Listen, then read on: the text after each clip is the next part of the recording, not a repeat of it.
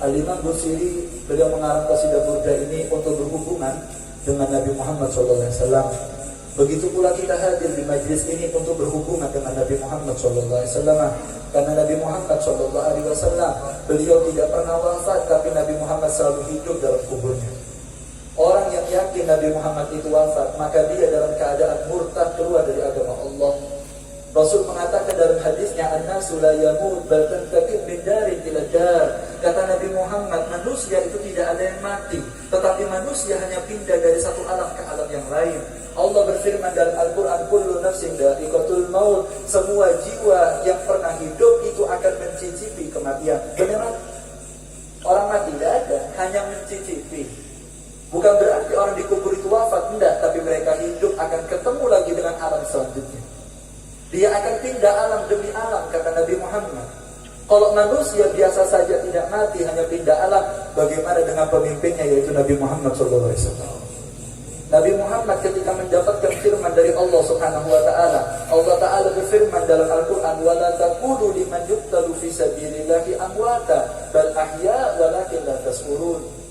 Allah berfirman dalam Al-Quran, jangan kamu katakan, jangan sampai punya keyakinan bahwa para guru, orang-orang soleh, ada ilallah yang berjuang di jalan Allah, para mujahid, ketika mereka wafat, mereka mati.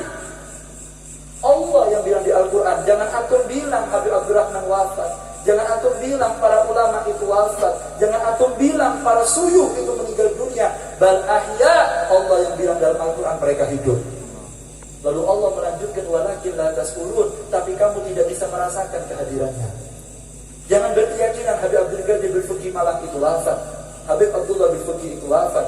Di Keraksan kita punya Habib Husain Brani itu wafat, ada Habib Husain Al-Habsi wafat, dan para aulia-aulia itu wafat. Lah, mereka hidup. Walakin la tashkurun, karena kamu tidak bisa merasakan kehadiran mereka. Setiap malam Jumat ruhnya orang tua kita dipulangkan, termasuk di majlis ini ruh guru kita hadir dan menyaksikan siapa santri masih istiqomah, sebagaimana disampaikan oleh guru kita Habib Ahmad, bahwa mereka mengetahui keadaan muridnya setelah wafatnya, karena mereka tidak wafat, kata Allah, mereka hidup. Allahumma shalli ala Muhammad. Kalau para aulia saja, para syuhada saja itu Allah bilang hidup, bagaimana dengan pemimpinnya, yaitu Nabi Muhammad SAW. Makanya Rasulullah mengatakan, "Aktsiru salata alayya." Perbanyak salawat kepadaku, fa inna salatakum tablughuni, karena salawat yang kamu baca seperti qasidah burda ini sampai kepadaku, kata Nabi Muhammad. Maka sahabat mengatakan, ya Rasulullah, itu salawatnya dibaca ketika antum hidup apa setelah wafat? Kata Nabi Muhammad, walaupun setelah saya wafat, salawatnya umat dimanapun dan kapanpun, maka salawatnya akan sampai kepadaku.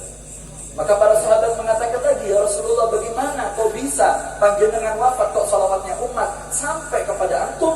Dijawab oleh Nabi Muhammad, fa innallaha harrama 'alal ardi ajsadal anbiya, karena Allah sudah membuat keputusan bumi tidak boleh memakan jasadnya para nabi dan rasul. Al-anbiya ahya fi kuburihim. Para nabi tetap hidup dalam kuburnya. Dan itu yang disaksikan Nabi Muhammad ketika malam Isra wal Mi'raj, melihat Nabi Musa alaihi salam, lailata usriya bi ra'aitu Musa yusalli fi kubri. Malam Isra wal Mi'raj aku melihat Nabi Musa salat ada dalam kuburnya. Sayyidi Habib Umar mengatakan, kalau Nabi Musa saja itu salat di kuburannya, bagaimana dengan pemimpin para anbiya wal mursalin, yaitu Nabi Muhammad sallallahu alaihi wasallam. Dan Allah mengatakan kepada Rasulullah, wa idza huyitum bi tahiyyatin fahayyu bi ahsana minha aw rudduha. Allah berfirman dalam Al-Qur'an, Muhammad, wa idza huyitum bi tahiyyah, apabila kamu dipersembahkan penghormatan oleh umatmu, kamu disapa oleh umatmu, maka jawab salamnya. Makanya beda hukum, orang mengucapkan salam itu sunnah, menjawabnya itu wajib. Nabi Muhammad diajari sama Allah, kalau kamu diucapkan salam, balas yang sama atau lebih baik. Kalau ini pendidikan Allah kepada Nabi Muhammad, maka setiap sholat, setiap ibadah kita bersolawat kepada Nabi Muhammad dan mengucapkan salam kepada beliau, nama kita disebut juga oleh Nabi Muhammad SAW.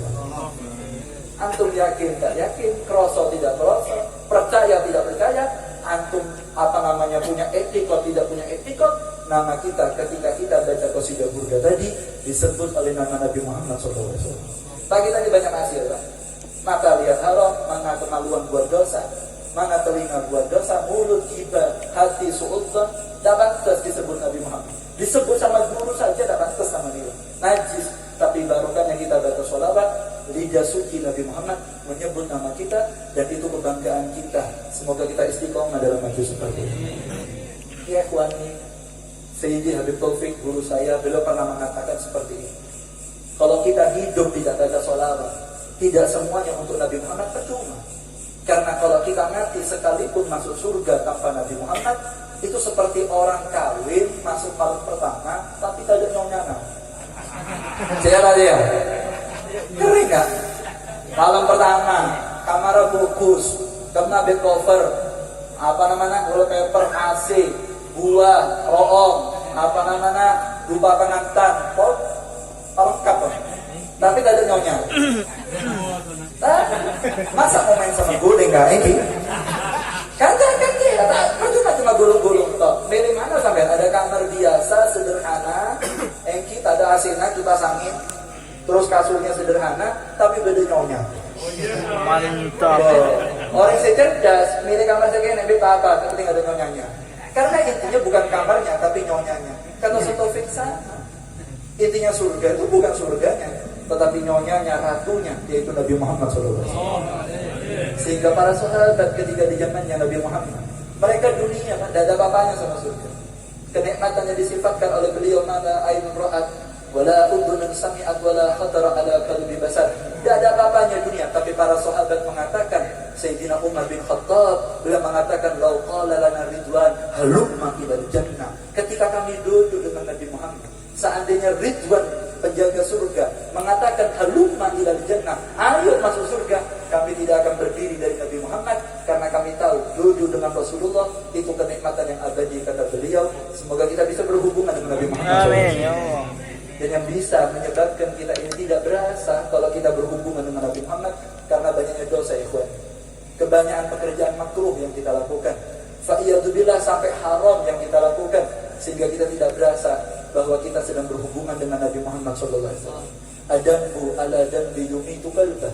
Dosa di atas dosa, kata Nabi Muhammad, itu mematikan kepada hati. Idza adnaba abdu nukitat fi qalbihi nuktata sauda. Seorang hamba ketika berbuat dosa, kita maksiat sama Allah, di titik hitam satu di hati. Fa in taba safa qalbu. Kalau dia taubat sama Allah, bersih hati. Fa in ada, kalau diulangi lagi dosanya, habis lihat haram lihat lagi. Sudah zina lagi. Sudah ada sholat lagi. Sudah chattingan sama perempuan diulangi lagi. Terus berkembang seperti itu. Zada dalika, tambah titiknya dalam hati, hatta yaswadda qalbuhu, sampai hitam hati. Wadhalika ron, dan itulah ron yang sebagaimana Allah berfirman dalam Al-Quran, kalla barrana ala qulubihim ma kanu yaksibun. Ya sudah, itu ron, hatinya menjadi keras, hatinya menjadi hitam karena banyaknya dosa yang dilakukan, sehingga dia tidak berasa bahwa dia dalam pengawasan Nabi Muhammad SAW. Sehingga murid tidak berasa bahwa dia 24 jam dilihat oleh gurunya. Dia tidak berasa bahwa 24 jam pekerjaannya sampai kepada Nabi Muhammad SAW. Fa in wajadtu khairan hamidullah, kata Nabi Muhammad. Kalau umatku berbuat baik, aku bersyukur kepada Allah. Fa in wajadtu ghaira dzalika, kalau aku dapati umat berbuat dosa dan berbuat baik, istaghfirullah, aku minta maaf sama Allah. 24 jam kita diperhatikan Nabi Muhammad. Cuma kita tidak berasa karena mengerasnya hati, karena banyaknya dosa kepada Allah Subhanahu wa ta'ala. Maka itu Sayyidi Habib Umar bin Hafid di dalam maulidnya Ad-Diya Ulami ketika menjelaskan kenapa beliau mengarang maulid Diya Ulami, dan kenapa para habaib, para ulama mengarang maulid, kenapa Imam Busiri mengarang daripada qasidah burda, kenapa Habib Abdurrahman mengajak kita selalu untuk bersolawat al-mahbub, dan dilanjutkan oleh putra-putra beliau majelis ini, kaima tuziha anil qulubi, supaya menghilangkan itu karat di hati, sehingga kita bisa berasa kalau kita selalu berhubungan dengan guru-guru kita, dan itulah penyambung kita sampai kepada Nabi Muhammad SAW. Sebagai penutup, karena 10 menit ya, kalau lebih 4 menit, mantarbarokah manfaatnya. Sebagai penutup, ketika kami ngaji di Pasuruan dengan guru saya Sutufi, beliau sering menjelaskan, sebetulnya menyebabkan banyaknya dosa ini karena mata. Mata ini banyak lihat yang aneh-aneh, akhirnya membekas kepada hati. Akhirnya kita hidup berasa tidak enak. Apa sebab? Matanya lihat kemana-mana. Makanya Ali ketika dapat perintah dari Nabi Muhammad untuk memimpin perang, beliau mengatakan apa? Imsi wala taltafit hatta yaftallah alaih. Jalan Ali, jangan tolak-toleh sampai dikasih kemenangan semua. Orang yang hidup ini banyak tolak-toleh, hatinya bisa keras. Kalau sudah keras, tidak berasa lagi kehadiran Nabi-nya wala guru. Wala dia terus berasa baik saja karena terlalu banyak tolak-toleh. Sayyidina Nabi Abu Bakar Al-Jani beliau mengatakan, kasratu talaffuz yurisu tafallud. Terlalu banyak tolak-toleh itu menyebabkan kita terpisah dari rombongan. Tadi Habib Ahmad ngomong, kalau sudah ngikut, jangan tolak-toleh. Kalau banyak tolak-toleh, akhirnya banyak kepingin. Banyak kepingin itu berasa kita tidak punya apa-apa. Diceritakan sebagai penutup supaya kita mendapatkan hikmah, semoga menjadi barokahnya. Amin. Diceritakan ada satu ulama besar bernama Al-Imam Syafi'i radhiyallahu anhu. Mantul barokah manfaatnya. Imam Syafi'i ini kan ngaji kepada Imam Malik. Imam Malik ini kan ngaji kepada Syekh Habib Malik, Imam Ja'far Shadiq. Mantul barokah para ulama ini. Imam Syafi'i ini punya murid anggota majelis. Setelah beliau mutina, beliau setong santri ini habis salaman sama Imam Syafi'i. Setelah itu bilang, ya Imam, nah saya mau curhat. Oh iya, mau curhat? Iya, ada apa? Saya ini, tidak apa-apa saya ngomong, tidak apa-apa. Saya ini sekarang tidak cinta lagi sama istri. Boh, bermah? Tak, dah, dulu pertama kawin berkeluaran, makin telok mengira biasa, tidak naik. Prosesnya kalau lama, tidak seperti dulu. Kok sudah ada cinta lagi sama istri saya? Karena Imam Syafi'i, kok bisa gitu? Tidak tahu. Pokoknya saya lihat nyonya sekarang tidak selera. Ya selera kadang-kadang, seminggu sekali. Pertama-tama kan, 1 hari 4 kali lagi, pecah terus pokoknya itu. Sabun, tabi, pokoknya. Makin ada. Telok nyonya ini gak bergoyang, tak ada reaksi. Apa katanya Imam Syafi'i? Terus kamu mau apa? Ya saya minta obat supaya saya ini hati tenang. Kalau ketemu istri cinta lagi. Oh gitu? Iya. Minta apa kamu? Ya minta amalan. Memang apa? Wirid, puasa, mute, berumah, tapa, berumah. Karena Imam Syafi'i kayak kasih amalan diamalkan. Kalau kau amalkan ini kau bisa cinta lagi sama istri. Bisa selera betah di rumah, ada betah di luar. Apa itu? Saya kasih amalan ya. Kau udah kira kepingin kawin lagi. 1, siapa naik ke gunung, baru kau main di setong doi, cokok. Tak kira tambah, setong tak kira tambah. Ini kamu kalau kamu amalkan kamu cinta sudah sama nyonya. Akhirnya kata Imam Syafi'i, apa amalannya Imam? Kata Imam Syafi'i, saya kasih amalannya. Wiritan kita, puasa, tak pakai puasa, tak pakai wirid. Tahajud mana tiraka tahu, hasbunallah tahu. Apa terus? Istighosah, istighosah. Apa amalan tumpang? Pulang dari majelis, jangan lihat istrinya orang. Jadi ngaji nih kan. Mereka beli kitab kadang-kadang dulu, udah referensinya nih kan. Bisa dipertanggungjawabkan tidak itu. Belum terus sampai kok komen. Terus akhirnya, akhirnya jangan santri nih kan. Tada wiritan nah, tahu sahabat itu. Janengku anak natatam.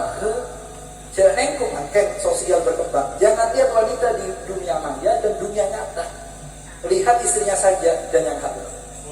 Tahu usah wiritan, tak usah merep. Ya kan pulang. Betul. Biasanya tolak-toleh tok disopo tanggonya, Mas. Astagfirullah. Mari ngaji ke HBB ini. Pertama nih. Dia pakai jongkok nyonya datang penjelain. Istrinya bingung, apa Mas? Ngomong, ini percobaan gitu ya. Mereka ngomong mencoba ini. Tapi sampai di kamar mikir, kok udah aneh ya Mas ya, kok udah munggah loh. Biasa lagi. 1 hari, 2 hari, 3 hari di istiqomah. Tidak lihat aneh-aneh, tidak lihat haram, tidak lihat yang macam-macam. Nyampe depan istri dilihat, diperhatikan. Sudah diamalkan Allah Syafi'i sampai 1 minggu, 2 minggu, 3 minggu, 4 minggu, 1 bulan. Datang majelis. Nyampe datang majelis ketemu Imam Syafi'i. Dulu mukanya sumpah kan. Mukanya tidak menyenangkan. Sekarang mesem-mesem. Selesai majelis ditanya gimana? Alhamdulillah Imam. Mandi. Mandi berumah. Menti. Sampai kok kan duit Maduranya Bin. Mau mandi ya. Salah paham malam Jumat nih kayak gini. Mega dua, ya. Kamu kok kan duit Maduranya? Saya bukan orang Madura, saya ini orang Using, orang Jawa. Ini karena berusaha beradaptasi mater barokah manfaat kayak gini. Loh kata Imam Syafi'i gimana kok? Manjuri mah. Sekarang saya lihat nyonya, bukan lihat orangnya, lihat bajunya tok sudah.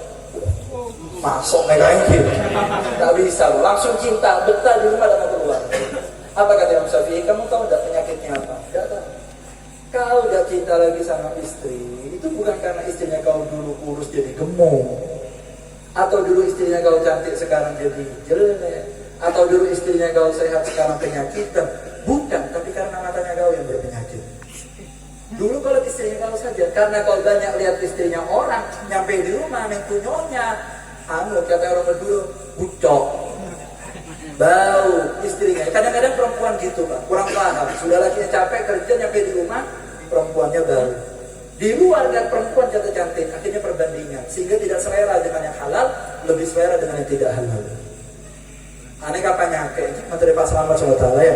Itu semua, kita punya sepeda motor dan orang punya mobil, dan selera sama sepeda motornya, berasa tidak punya apa-apa. Kita punya rumah dan orang yang rumahnya lebih bagus, kita berasa rumah kita orang biasa. Kita orang yang sudah punya kenikmatan, lihat kenikmatannya orang, akhirnya berasa kita tidak punya apa-apa. Makanya urusan dunia jangan lihat ke atas, tapi lihat ke bawah. Tapi urusan akhirat kita melihat yang lebih tinggi, sehingga akan ada semangat dalam hati kita untuk menjaga hati dan lebih istiqomah ibadah kepada Allah Subhanahu. Semoga kita diberikan istiqomah.